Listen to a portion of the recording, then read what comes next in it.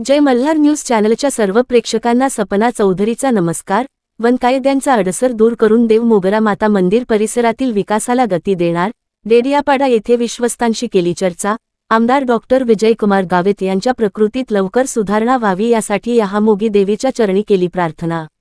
आदिवासी समाजाचे कुलदैवत असलेल्या यहामोगी देवी अर्थात देव मोगरा माता मंदिर परिसरातील विकासकामासंदर्भातील वन खात्याच्या कायद्यांचा अडसर दूर करण्यासाठी आपण सर्वतोपरी प्रयत्न करणार आहोत। यासाठी नवी दिल्ली येथे भारतीय जनता पक्षाच्या वरिष्ठ पदाधिकाऱ्यांशी चर्चा करून योग्य तो मार्ग काढण्यात येईल, अशी ठाम ग्वाही भारतीय जनता पक्षाच्या माजी खासदार डॉक्टर हिना गावित यांनी दिली। गुजरात राज्यातील डेडियापाडा येथे वसलेल्या देव मोगरा माता मंदिराच्या विश्वस्तांसोबत झालेल्या बैठकीत त्या बोलत होत्या।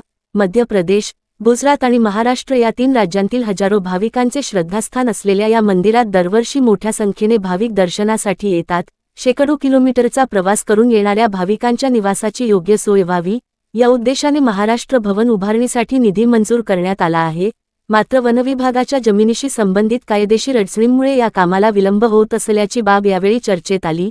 या पार्श्वभूमीवर केंद्र सरकारकडून आवश्यक सहकार्य मिळवून देण्यासाठी आणि सर्व अडसर दूर करण्यासाठी आपण प्रयत्नशील राहू, असे आश्वासन डॉक्टर हिना गावित यांनी दिले।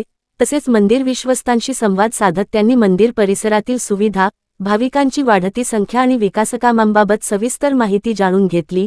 माजी आदिवासी विकास मंत्री तसेच भाजपाचे विद्यमान आमदार डॉक्टर विजयकुमार गावित यांच्या प्रकृतीत लवकर सुधारणा व्हावी यासाठी डॉक्टर हिना गावित यांनी देव मोगरा माता मंदिरात जाऊन देवीचरणी प्रार्थना केली।